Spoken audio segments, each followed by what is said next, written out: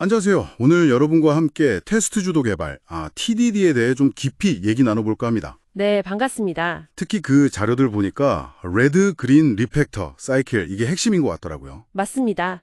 TDD의 심장이라고 할 수 있죠. 네. 소프트웨어 공학 좀 아시는 분들이니까 이게 뭐 코드 품질이나 유지 보수에 어떻게 좋은지 그 원리를 좀 파헤쳐보면 재밌을 것 같습니다. 네, 기대됩니다. 자, 그럼 바로 그 첫 단계, 레드부터 시작해볼까요? 실패하는 테스트를 먼저 작성한다. 이게 좀 특이해요. 네, 그렇죠. 처음엔 좀 어색할 수 있는데, 이게 사실은 굉장히 중요한 의미가 있어요. 어떤 의미죠? 실패하는 테스트가 단순히, 이거 안 되네가 아니라, 우리가 뭘 만들어야 하는지 그 명세 역할을 해주는 거예요. 명세 역할이요? 네, 예를 들어서 숫자 2개 더하는 add 함수를 만든다고 쳐봐요. 네. 그럼 calculator.add 23 결과가 5가 나와야 한다. 이런 테스트 코드를 먼저 쓰는 거죠. 근데 add 함수가 아직 없잖아요. 없죠, 당연히. 그러니까 이 테스트는 무조건 실패하겠죠. 빨간불이 뜨는 겁니다. 이게 레드 상태예요. 아하. 이걸 통해 내가 add 23 하면 5가 나오는 함수를 만들어야 하는구나 하고 목표가 명확해지는 거고요. 또 하나는 이 테스트 코드가 제대로 작동하는지도 검증하는 거예요. 기능이 없을 때 실패하는 걸 보면서 테스트가 제대로 짜였는지 확인한다. 정확합니다. 네, 의도대로 실패하는 걸 봐야죠. 오, 일리가 있네요. 실패를 통해 목표를 구체화하고 테스트 코드까지 검증한다. 그럼 이제 실패했으니 다음은 그린 단계겠군요. 맞습니다. 이제 그 빨간불을 녹색불로 바꾸는 단계죠. 이때는 코드를 어떻게 짜나요? 막 완벽하게? 아니요. 그게 핵심인데 최소한의 코드를 작성하는 겁니다. 최소한의 코드요? 네, 정말 딱 그 실패한 테스트 하나만 통과시킬 정도의 코드만 짜는 거예요. 뭐랄까, 꼼수처럼 보이더라도 괜찮아요. 꼼수요? 예를 들면요? 만약 add 2+3 테스트만 있다면 그냥 무조건 5를 반환하게 만드는 거죠. return 5 이렇게요. 그렇게까지요.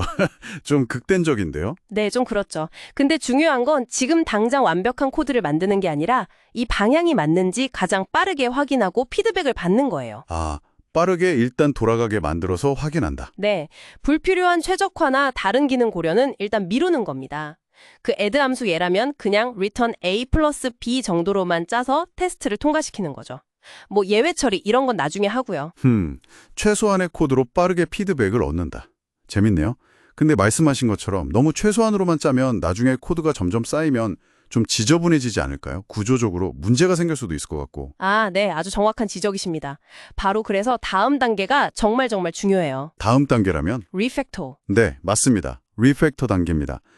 그린 단계에서 일단 테스트를 통과시켰잖아요. 네, 녹색불을 봤죠. 그럼 이제 기능은 그대로 두면서 코드의 내부 구조를 개선하는 작업을 하는 거예요. 리팩토링이죠.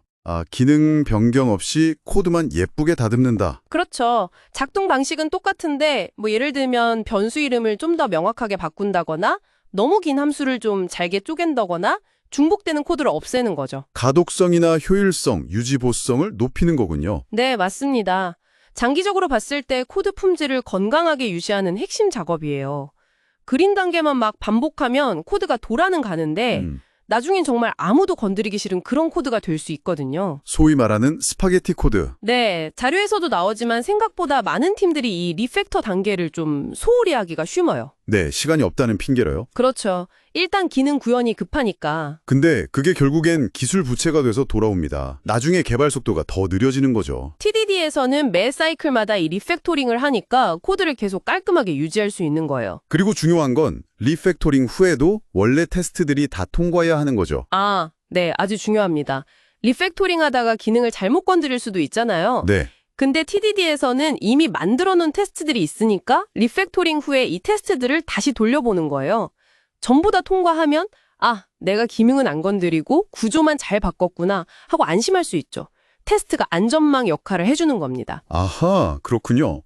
레드에서 목표 설정하고 그린에서 최소한으로 빨리 만들고 리팩토링에서 다듬고 이 사이클을 계속 반복하는 거군요. 네, 정확합니다. 새로운 기능을 추가할 때도 기존 기능을 고칠 때도 계속 이 레드, 그린, 리팩터 리듬을 타는 거죠. 이게 TDD의 핵심 흐름이네요. 그렇죠. 이렇게 점진적으로 또 테스트로 계속 검증하면서 개발하니까 훨씬 안정적이고 코드 품질도 꾸준히 관리할 수 있게 되는 겁니다. 나중에 큰 문제 터지는 걸 미리 막는 효과가 아주 크다고 봐요. 네, 들어보니까 확실히 장점이 많은 방법론 같습니다. 정리해보면 TDD는 뭐 단순히 테스트를 많이 짜는 게 아니라 그렇죠. 실패하는 테스트로 요구사항 명확히 하고 최소 코드로 빠르게 구현해서 확인, 그린하고 그 다음에 코드 구조를 개선, 리팩토링 한다. 이 명확한 리듬을 통해 소프트웨어를 점진적으로 설계하고 발전시키는 거네요. 네, 맞습니다. 제공해주신 자료들도 다 그런 맥락을 잘 보여주고 있고요.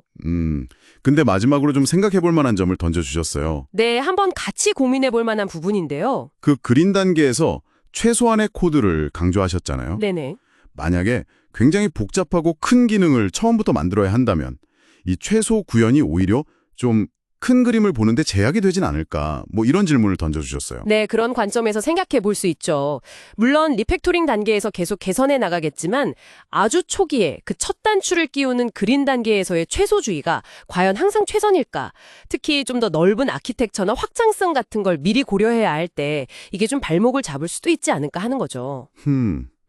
리팩토링으로 보완한다고 해도 첫 방향 설정 자체가 너무 작게 시작되면 나중에 고치기도 어려울 수도 있다. 뭐 이런 고민이겠네요. 네, 그런 측면에서 한번 깊이 생각해 보시는 것도 이 TDD를 더 잘 이해하는 데 도움이 될 것 같습니다.